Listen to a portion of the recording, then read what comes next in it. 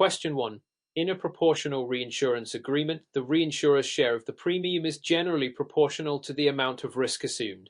Which of the following is not typically feature of proportional reinsurance contracts? A. The reinsurer receives proportionate share of the premiums. B. The reinsurer assumes proportionate share of the losses. C. The ceding company retains all the risk beyond the agreed limits. D. The ceding company is responsible for claims management. Answer.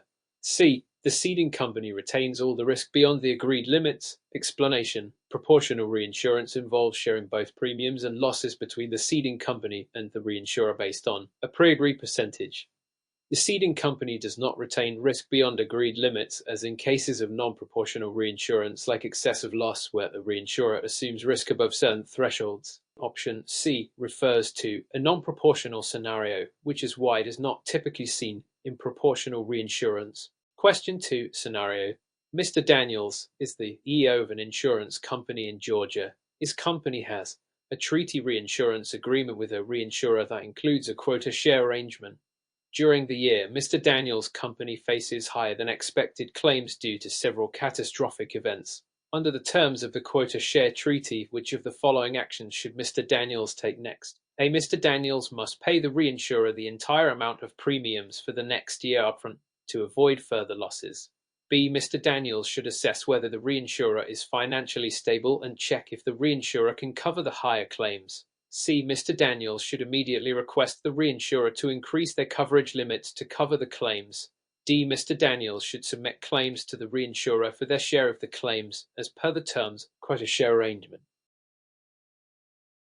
Answer. D. Mr. Daniels should submit claims to the reinsurer for their share of the claims as per the terms of the quota share arrangement. Explanation. In a quota share reinsurance treaty, the reinsurer assumes a fixed percentage of the premiums and losses. Mr. Daniels' company should submit claims to the reinsurer for their share as per the treaty's terms. Quota share agreement ensures that both parties share the risk according to an agreed percentage and should be reported and settled based on this agreed proportion. The other options don't align with standard procedures or would introduce unnecessary actions. Question 3. Which of the following statements regarding non-proportional reinsurance is accurate? A. Non-proportional reinsurance. The reinsurer shares both the premiums and the losses in proportion to the risk taken. B. Non-proportional reinsurance agreements do not have a fixed percentage for losses. Instead, they focus on large individual claims above a set threshold. C. Non-proportional reinsurance is only used in property insurance as it covers only physical damage. D. Under non-proportional reinsurance, the reinsurer assumes the entire risk and responsibility for claims management. Answer. B. Non-proportional reinsurance agreements do not have a fixed percentage for losses. Instead, they focus on large individual claims above a set threshold. Explanation. Non-proportional reinsurance, such as excessive loss or stop-loss reinsurance, focuses on covering large individual claims that exceed a predefined limit or threshold. The reinsurer only pays when the claims exceed this limit, and the amount they cover is proportional to the premiums, but rather based on the size of the claim. Option B is the correct description. Option A describes proportional reinsurance. Option C is incorrect as non-proportional reinsurance applies to various lines of business, and option D is inaccurate because the ceding company often manages claims under non-proportional reinsurance. Question 4. Which of the following is a key difference between facultative reinsurance and treaty reinsurance? A. Facultative reinsurance covers a specific risk or policy, whereas treaty reinsurance covers all policies within a certain class of business. B. Treaty reinsurance is negotiated on a case-by-case basis, while facultative reinsurance is a blanket agreement for all risks. C. Facultative reinsurance usually includes loss-sharing clauses, whereas treaty reinsurance does not. D. Treaty reinsurance is a one-time arrangement. Facultative reinsurance is renewable annually. Answer. A. Facultative reinsurance covers a specific risk or policy, whereas treaty reinsurance covers all policies within a certain class of business. Explanation. Facultative reinsurance is typically negotiated on a case-by-case basis and applies to individual risks, meaning the reinsurer evaluates each risk before agreeing to provide coverage. On the other hand, treaty reinsurance is a standing agreement covering an entire class of policies that the ceding company writes. It is not negotiated individually for each policy but applies broadly to the specified class. The other options incorrectly describe the features of facultative and treaty reinsurance. Question 5. Which of the following best describes the purpose of a reinstatement clause in a reinsurance contract? A. It allows the ceding company to increase the coverage limits after a claim is paid. B. It enables the reinsurer to recover the amount they paid in claims from the ceding company. C. It requires the reinsurer to pay additional premiums after a claim exhausts the original coverage limit. D. It provides the ceding company the option to cancel the reinsurance agreement after a claim is paid. Answer: C. It requires the reinsurer to pay additional premiums after a claim exhausts the original coverage limit. Explanation: a reinstatement clause is typically included in excess of loss reinsurance contracts. It allows the coverage limit to be reinstated after a claim exhausts the original limit, subject to additional premium payments. This ensures that the ceding company retains coverage for further claims even if the original limit used up. The other options incorrectly describe the purpose and function of a reinstatement clause. Question 6. Scenario: MS. Thompson works as the head of underwriting at an insurance company in Georgia. The company has a treaty reinsurance agreement with a reinsurer covering risks from its property insurance portfolio. A large natural disaster occurs and the company experiences a significant number of claims exceeding the agreed treaty limits. What should MS. Thompson do first? A. She should immediately inform the reinsurer that the claims have exceeded the limits and request additional coverage. B. She should calculate the total claims and notify the reinsurer for recovery based on the treaty terms. C. She should cancel the treaty and purchase new reinsurance to cover the losses. D. She should wait until the claims are processed before contacting the reinsurer for any settlements. Answer: B. She should calculate the total claims and notify the reinsurer for recovery based on the treaty terms. Explanation: in the event of claims exceeding the treaty limits, the ceding company should first calculate the total claims and notify the reinsurer for recovery, as per the agreed terms in the treaty.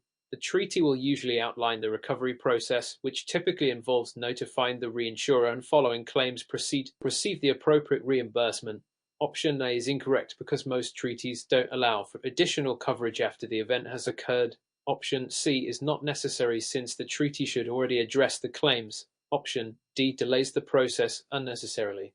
Question 7. What is the primary purpose of collateral requirements for foreign reinsurers operating in Georgia? A. To ensure that foreign reinsurers maintain adequate capital to meet their obligations. B. To prevent foreign reinsurers from entering the Georgia market altogether. C. To allow foreign reinsurers to undercut domestic reinsurers on premium rates. D. To guarantee that foreign reinsurers comply with local tax laws. Answer A. To ensure that foreign reinsurers maintain adequate capital to meet their obligations. Explanation: collateral requirements for foreign reinsurers are intended to ensure that they have the financial resources to meet their obligations to the ceding company in Georgia. This requirement protects local policyholders and ensures that foreign reinsurers are financially stable. Options B, C, and D do not accurately reflect the purpose of collateral requirements in the context of reinsurance regulation. Question 8. Which of the following is not a common factor used in the pricing of reinsurance? A. Loss history and loss ratios of the ceding company. B. The reinsurance market conditions and competition among reinsurers. C. The ceding company's solvency ratio and creditworthiness. D. The personal reputation of the ceding company's CEO. Answer: D. The personal reputation of the ceding company's EOA. Explanation: pricing of reinsurance generally depends on objective factors such as the ceding company's loss history, loss ratios, market conditions, and the financial stability of the ceding company. The personal reputation of the EOA does not directly impact reinsurance pricing. The other options reflect common factors that are taken into account when pricing reinsurance coverage. Question 9.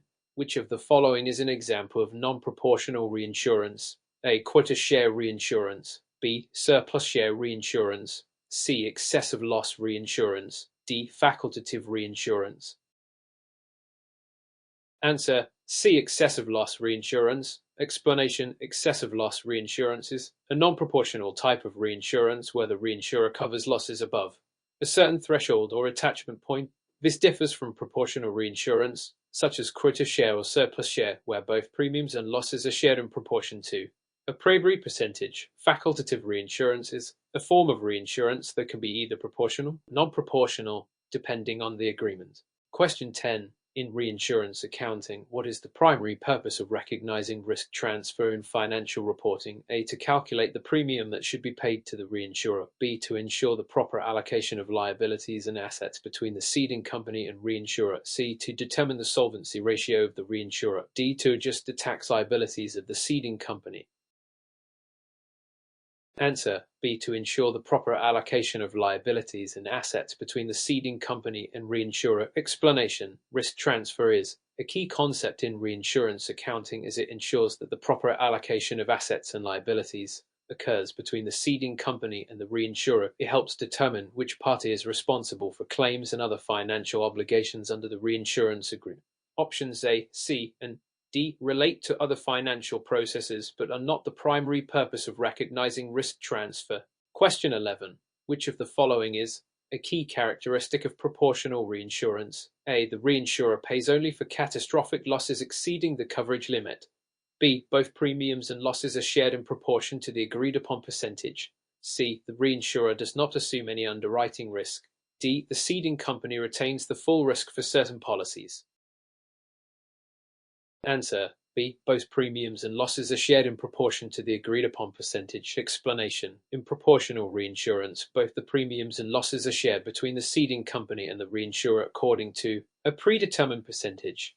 This ensures that both parties share the risk of underwriting policies proportionally.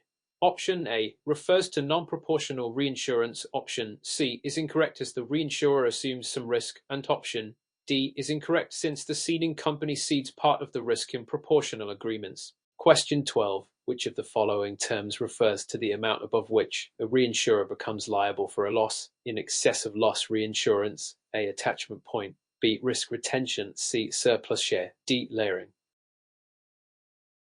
Answer A. Attachment point.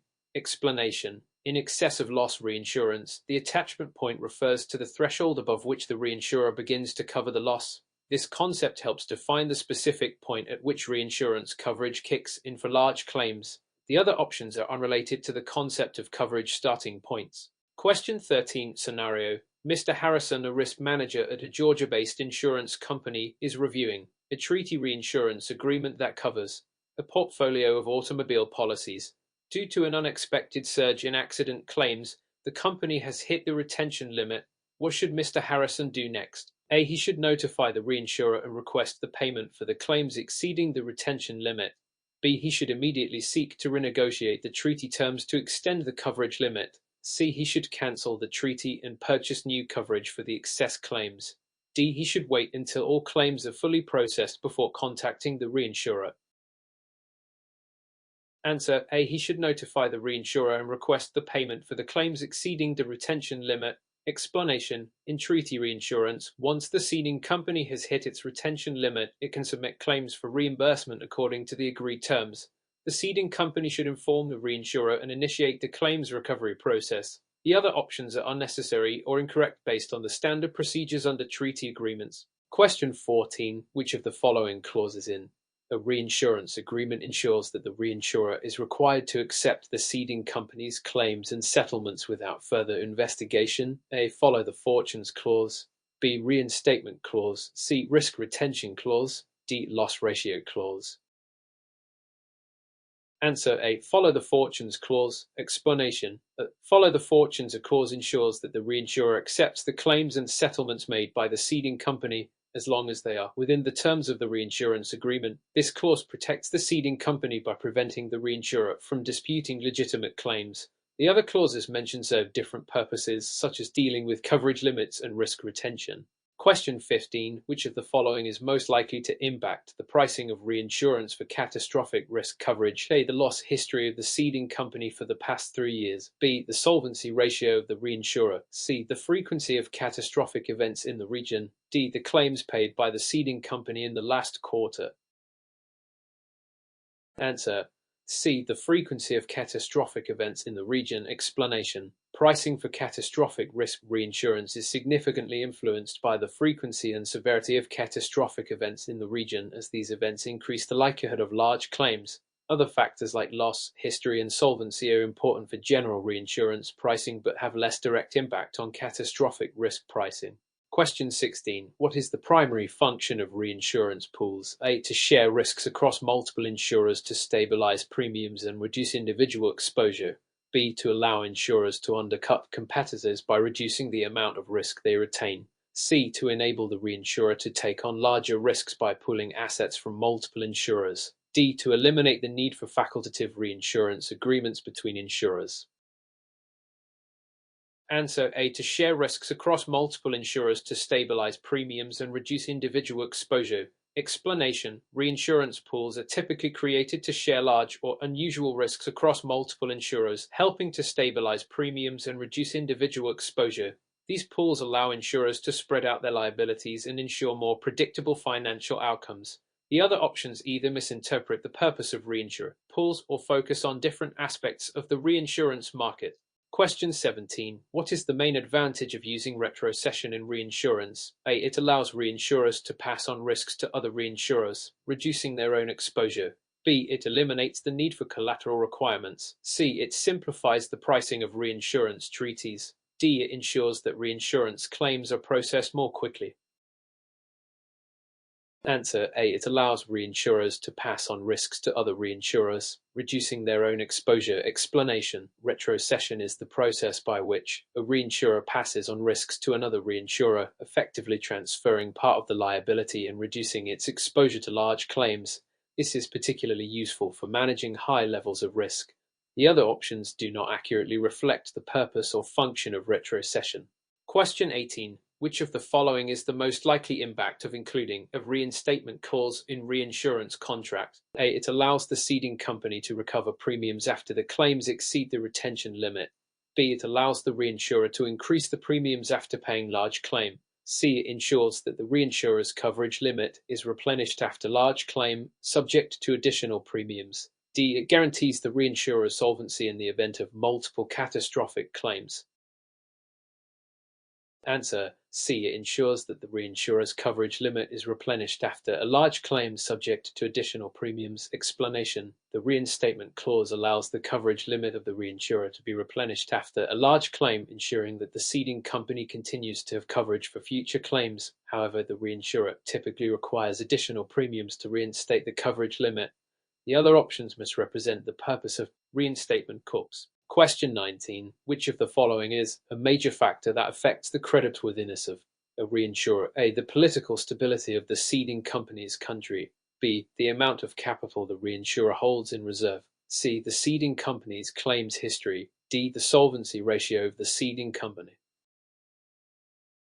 Answer B. The amount of capital the reinsurer holds in reserve.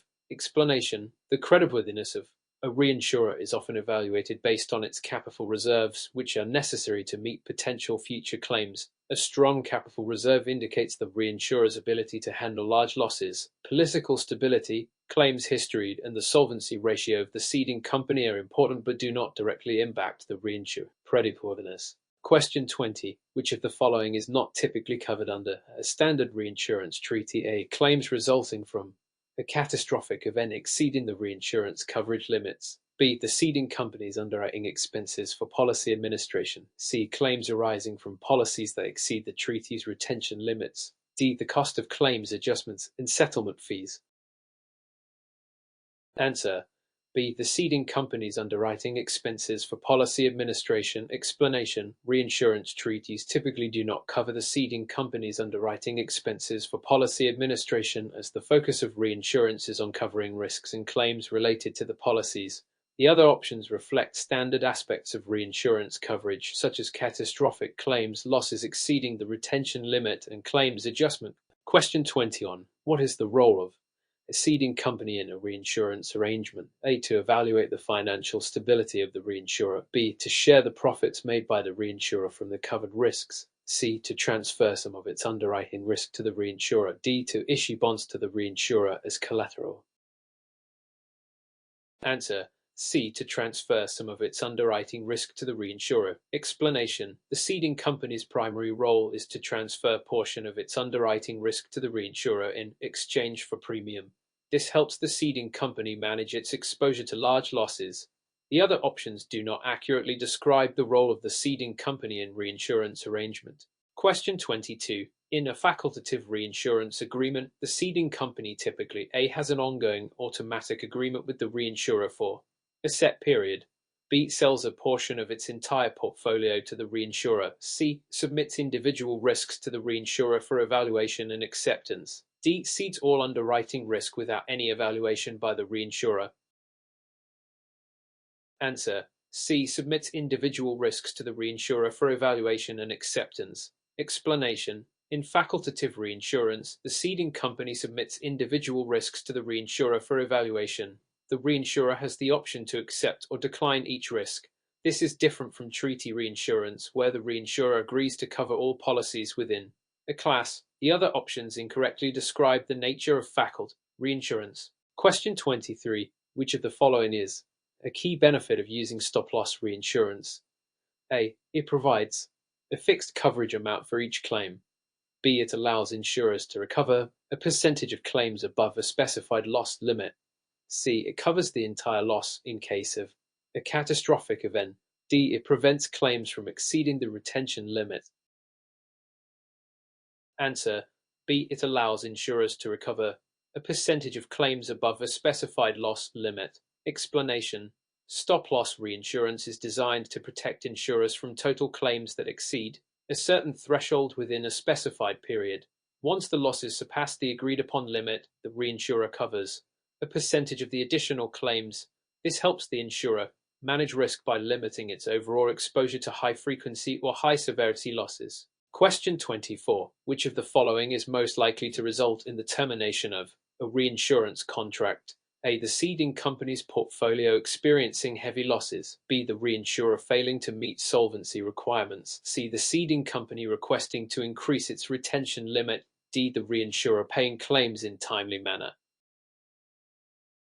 Answer: B. The reinsurer failing to meet solvency requirements. Explanation: reinsurance contracts may be terminated if the reinsurer fails to meet solvency requirements, as this would pose a risk to the ceding company's ability to collect reimbursements. Heavy losses by the ceding company or increasing retention limits C would generally not result in termination but may trigger renegotiation. Timely claims payment D does not lead to termination. Question 25. What does the term retrocession specifically refer to in reinsurance? A. Reinsurance for excess claims from the original policyholder. B. Reinsurance provided by a primary insurer to a reinsurer. C. The transfer of risk from one reinsurer to another reinsurer. D. The process of setting premiums for reinsurance agreements.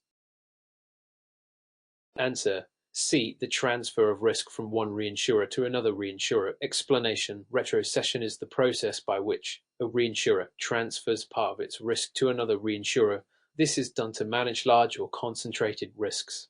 The other options are incorrect as they describe different aspects of reinsurance, but not retrocession. Question 26. Which type of reinsurance arrangement is best suited for covering high-volume, low-value claims, such as automobile insurance? A. Excessive loss reinsurance. B. Facultative reinsurance. C. Proportional reinsurance. D. Catastrophe reinsurance.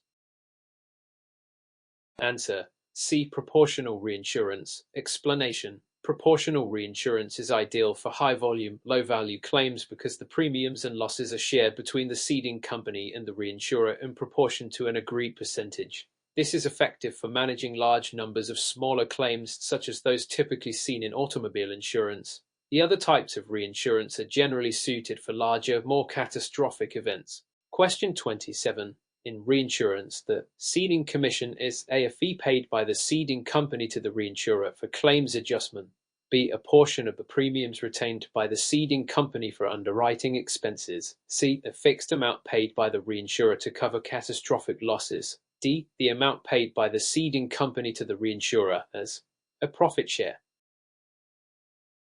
Answer: B. A portion of the premiums retained by the ceding company for underwriting expenses. Explanation: a ceding commission is a percentage of the premiums paid by the ceding company to the reinsurer, which is retained by the ceding company to cover its acquisition and administrative expenses. This helps offset the costs of underwriting and selling insurance policies. Option A. refers to claims adjustment fees, while option C and D are not typical uses for ceding commissions. Question 20. What is the main purpose of a coinsurance clause in a reinsurance contract? A. To ensure both the ceding company and reinsurer share the risk proportionally. B. To cover the cost of claims that exceed the retention limit. C. To allocate profits between the ceding company and reinsurer based on performance. D. To restrict the reinsurer's exposure to high-risk policyholders. Answer A. To ensure both the ceding company and reinsurer share the risk proportionally. Explanation.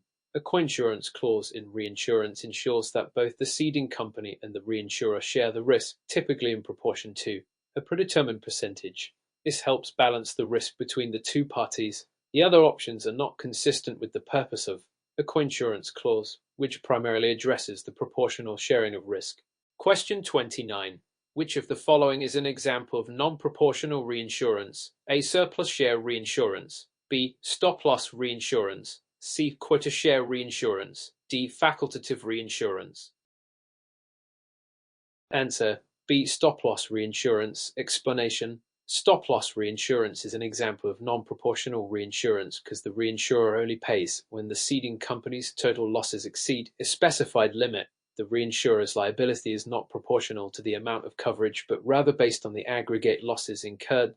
Surplus share A and quota share C are proportional types, while facultative reinsurance D refers to reinsurance of specific individual policies. Question 30. Scenario ABC Insurance has been dealing with unusually high claims due to severe weather events. The company is considering a reinsurance arrangement to protect itself from the financial burden of future similar events.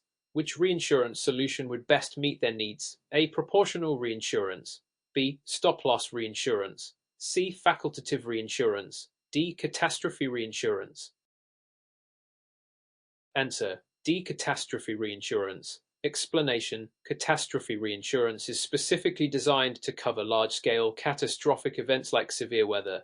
This would be the most appropriate solution for ABC Insurance to protect itself against the high cost of such events. Proportional and facultative reinsurance are not specifically designed for catastrophic events, and stop-loss reinsurance is more applicable for managing aggregate exposure.